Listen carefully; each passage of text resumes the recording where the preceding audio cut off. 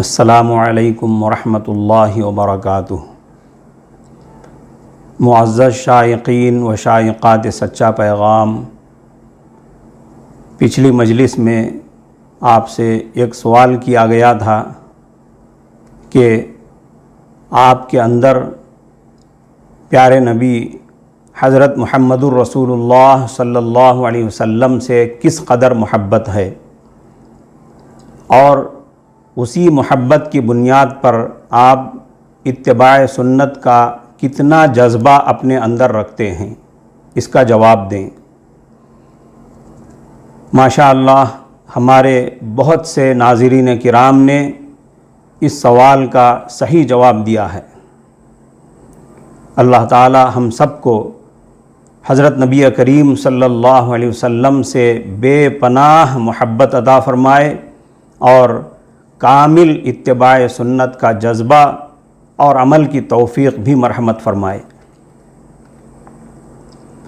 معزز ناظرین اعظام، اس وقت جس سنت کی طرف توجہ دلانا ہے، اس سے پہلے ہمیں یہ بات سمجھ لینی چاہیے کہ اصل چیز اللہ تعالی اور پیغمبر اسلام علیہ الصلاۃ والسلام کی اطاعت و اتباع ہے۔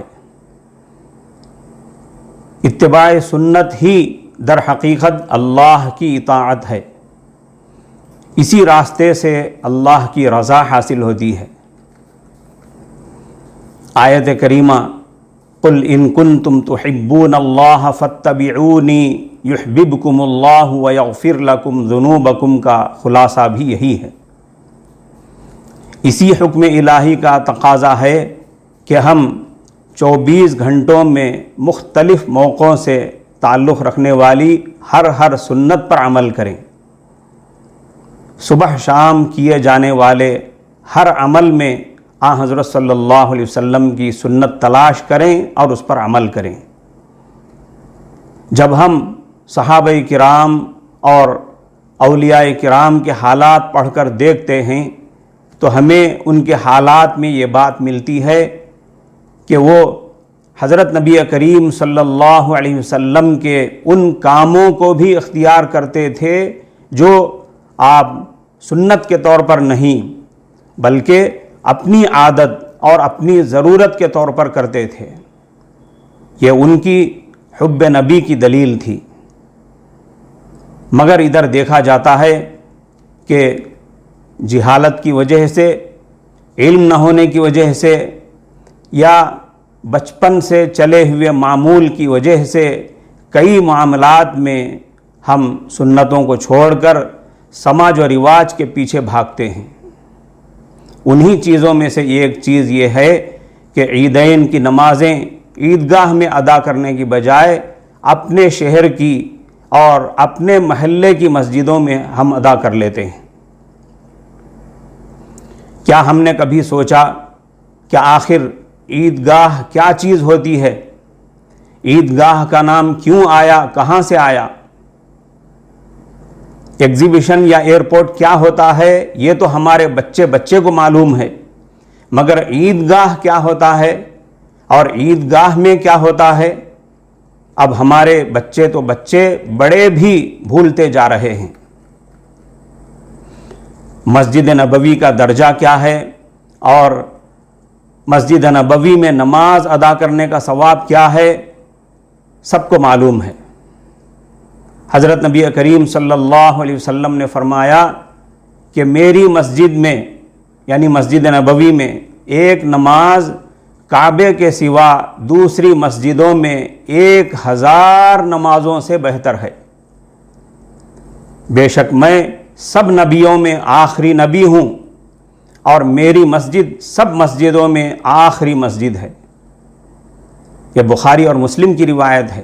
دوسری روایت میں 50,000 نمازوں کا ثواب بھی لکھا ہے۔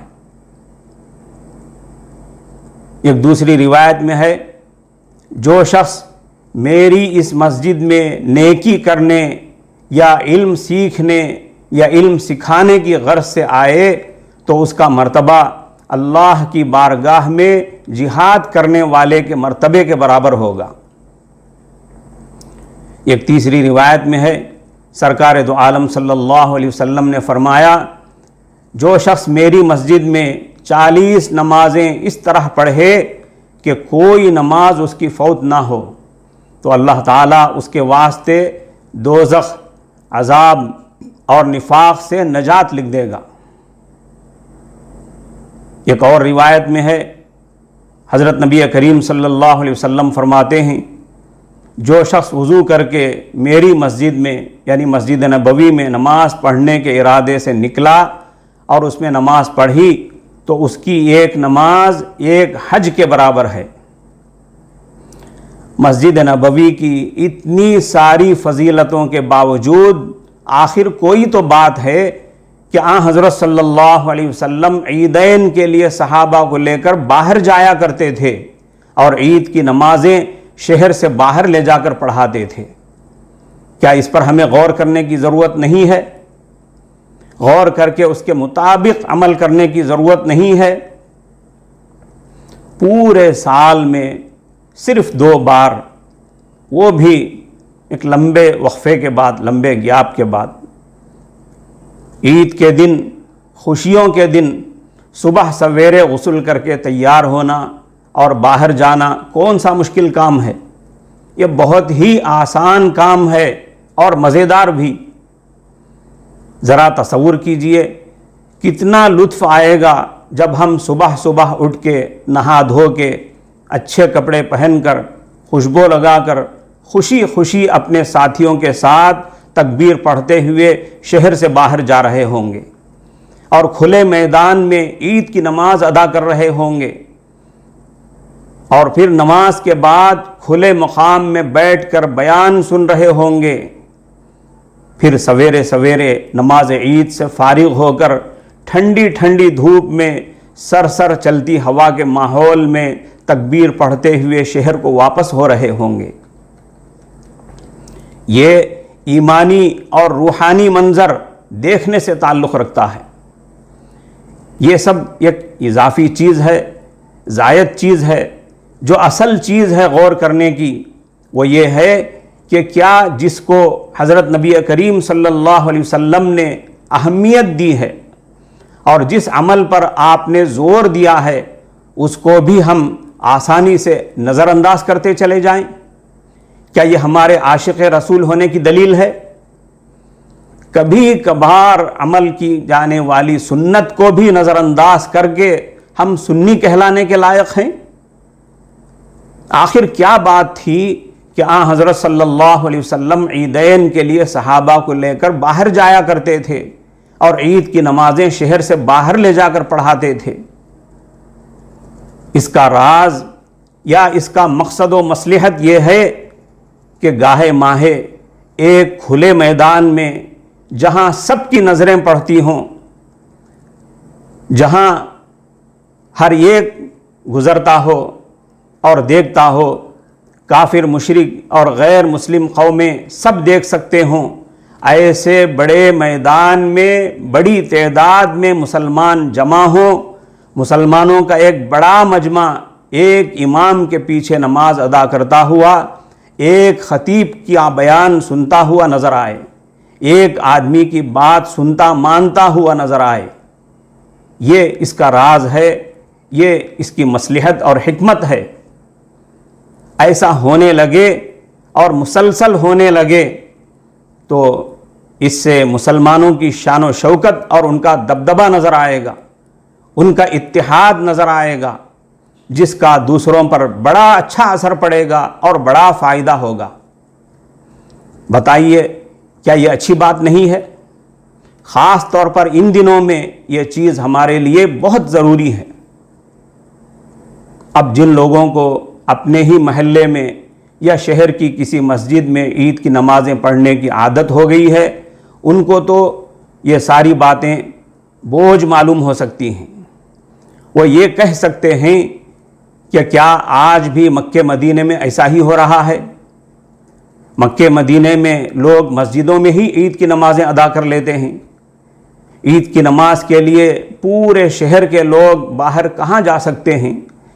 اتنا بڑا عیدگاہ کہاں ہے عیدگاہ جانا سنت ہی تو ہے، فرض واجب تو نہیں، ایسی بہت ساری باتیں کی جائیں گی، مگر ان سب باتوں سے قطع نظر بس ہمیں یہ دیکھنا ہے کہ ہمارے پیارے پیغمبر و رہبر حضرت رسول پاک صلی اللہ علیہ وسلم کا معمول کیا تھا اور صحابہ کے دور کے مکے مدینے کا ماحول کیا تھا، بس وہی ہمارے لیے نمونہ اور ماڈل ہے۔ ہماری دونوں جہاں کی کامیابی اسی میں ہے کہ ہم اپنی طاقت بھر سنتوں کو اپنائیں۔ حضرت عبداللہ بن مسعود رضی اللہ عنہ فرماتے ہیں، لو ترکتم سنت نبیکم لضللتم، اگر تم اپنے نبی کی سنت کو چھوڑ دو گے تو گمراہ ہو جاؤ گے۔ ایک اور حدیث ہے جو بڑی مشہور حدیث ہے، من رغب عن سنتی فلیس منی۔ حضرت صلی اللہ علیہ وسلم فرماتے ہیں، جو میری سنت سے اعراض کیا، جو میری سنت پر عمل کرنے سے کنارہ کشی اختیار کیا، وہ مجھ سے نہیں، میرے ساتھ اس کا کوئی تعلق نہیں ہے۔ کیا ہمیں یہ حدیثیں کافی نہیں ہیں؟ اب بتائیے، صحت مند ہونے کے باوجود ہر سال ہر عید کی نماز حضرت صلی اللہ علیہ وسلم کے عمل اور معمول کے خلاف اپنے ہی محلے میں اور اپنے ہی شہر کی مسجدوں میں پڑھتے چلے جانا، کیا سنت نبی سے کنارہ کشی اور سنت نبی سے اعراض کرنا نہیں ہوا؟ کیا خاص طور پر خواص کہلانے والوں کا، امت کو اتباع سنت کی اہمیت بتلانے والوں کا اور سنتوں کی ترغیب دلانے والوں کا یہ فرض نہیں بنتا ہے کہ اپنے مقتدیوں، اپنے معتقدوں اور اپنے احباب کو اس کی طرف توجہ دلائیں اور انہیں عیدین کی نمازوں کے لیے باہر لے جائیں؟ ہم امید کرتے ہیں کہ ہمارے عوام و خواص سبھی حضرات اپنا معمول بدلیں گے اور عید کی نمازیں باہر پڑھنے کا معمول بنا کر سنت کی کامل اتباع کرتے ہوئے اس سنت سے دین کا جو اصل مقصد و منشا ہے اس کو پورا کریں گے۔ اللہ آپ تمام حضرات کو خوب خوب جزائے خیر عطا فرمائے۔ السلام علیکم ورحمۃ اللہ وبرکاتہ۔